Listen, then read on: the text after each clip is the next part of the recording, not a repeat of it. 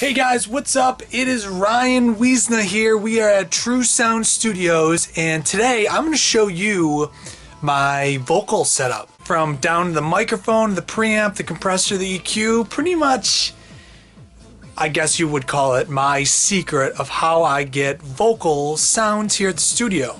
A lot of people have asked me, it is probably the top question I get asked is, how do I get my vocal sound and what do you use? What kind of gear?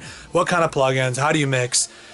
All the questions that pretty much any upcoming or inspiring producer or vocalist is gonna want to know. This is our vocal booth. So let me shut this door here. There is one more door, but it is not closed right now. We got the music pumping out there. So this is the vocal booth. So these are 18-inch thick walls. What this is a room inside of a room. And what that means is there was, at one point, this was a large shed. And we took this shed and we turned it into a vocal booth by essentially leaving the whole exterior of it, and you could walk right in here as if it was a normal shed. But what we did is we built another room inside of here. We're talking about a different floor, a different ceiling, different walls, another door. So there's multiple doors, there's multiple entrances for everything. So this is our exterior door, and this actually takes you right outside. So you can see how thick this door is. This is 3/4 inch plywood with drywall on the inside, safe and sound, and then which acts as both kind of a sound barrier and acoustic insulation. And then out here is a totally separate door. I know it might be a little tough to see, unfortunately there's no light, but there's a whole nother door out there. So when you lock that door up, what happens is now when sound goes through the air and it hits a surface and it vibrates, it has way more difficulty going from air to mechanical where it's shaking something, and then back to the air again to become mechanical again to then go outside the building. So that's the whole point of a room inside of a room concept, and it's very important. If you don't want to hear the cars, the people playing their music, people mowing their lawns outside, the soundproofing part of it, which is the room inside of the room, is a very, very important. Everyone thinks, is soundproofing acoustic foam? No. That is a whole other thing. So these walls are 6 inches thick of that really expensive, safe and sound, wood-based insulation. It's not fiberglass. The wood insulation. And also another thing about this, I know it's going to be tough to see, but all these walls, I'll give you a showing of the floor layout, and you can see that nothing is 90 degrees. There's just bumps and bass traps in every corner, even though they're not 90 degrees, everywhere. There's no parallel surfaces in here, including the ceiling. The ceilings are all at different pitches and heights. It was a nightmare to build, but the acoustic space what we get in here is really, really worth it. Also, for the flooring is 3/4 inch rubber flooring. So for drums mainly, when you're stomping on that kick drum or you're hitting that snare drum and that energy is being transferred to the floor, this rubber flooring is helping to stop that mechanical vibration of the floor. Now we get to the microphone. So now I got this great space, and now we got a mic. So this is the Ocean Ways signature microphone from Sterling Audio, and this is the ST6050, I believe. And I love this mic. This is the best mic I have in my collection. In this room with my gear, I found that this microphone works really, really good with what I have. Not saying that there isn't better microphones out there. Obviously, I know that there are, and I'm sure you know that too.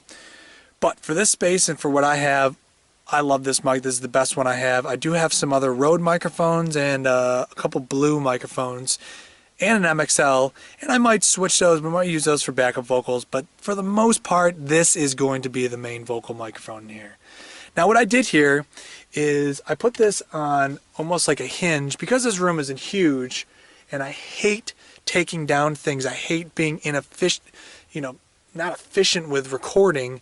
I just made it so you can just push it, it goes off to the side, and then it's time to use the microphone, no problem. Swing it back out, and now we can track vocals. And it's very simple. You just adjust this, and we can raise and lower the height of this microphone, and everything's already set up and ready to go.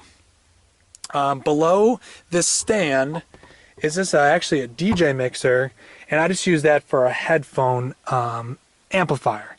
And you can play with your own EQ and level out here, so you have your own control of what the vocalist has. So you can send them whatever you want, but then they at least feel like they have a little bit more of an option in the end. Another big thing about vocals is I like to set the mood.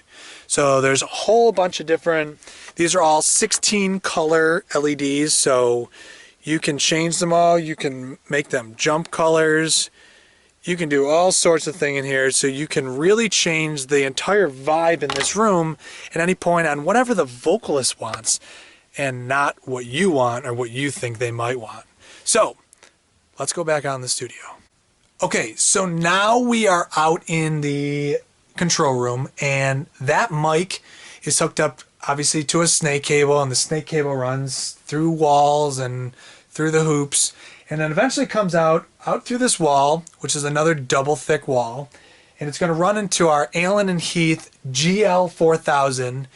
And I personally modified this board with one of my good friends. I'm not going to mention his name because he will kill me if anybody contacts him about trying to modify mixing boards or mixing consoles. So all of our mics, all 40 channels from our snake from the other room are going to run into this board. And from there, particularly the vocal microphone is going to run into this channel, channel 23. And I modified this board with the Black Lion Audio Neve style preamp with an input transformer on the input and output stage. So it runs into channel 23 vocal, and we got phantom power right there. You can flip the phase, you can change it from mic or line. On the back there are multiple inputs. Then you got your gain. Then you got yourself a 4-band sweepable EQ, and 2 of those mid-range have those notches, the notch filters, so you can change the notch or the curve of the Q on those mid frequencies. So you got 4-band EQ. You can also take the EQ in and out, and these are like a British style EQ. And then what happens is after the EQ section, then it's going to come over here to our DBX compressors, and normally I use the DBX 160A, and these are my settings. So I know I can't get it in super close, but it's a 3-to-1. Depending on the singer, over easy is generally on. I think it does pretty well with vocals. Obviously it's not the best compressor for vocals, but you know what? That's my vocal sound. Then it comes back in through the send and returns, which are all balanced, into our 10 auxes or 9 auxes with a direct output. But for this particular vocal channel, we're not using a direct output. This is going to get bussed then to our vocal bus, which then is going to go to our Apogee Big Ben and our SSL Alpha Link as the converters and main clock. Then it goes to the computer. So guys, that is the vocal chain here at True Sound Studios. So once again, it's the Oceanways ST6050 microphone into the Black Lion Audio, the Neve style preamp, into a 4-band EQ, and then it goes to the DBX 160A compressor, and then it goes to the SSL Alpha Link converters, and it's clocked through a Big Ben and Apogee Big Ben, and then it goes to the computer. So if you have any questions, please feel free to either email me or leave me a comment, and I'll get back to you. Otherwise, I'm Ryan Wiesna. We're at True Sound Studios, and True Sound Studios is in your ears.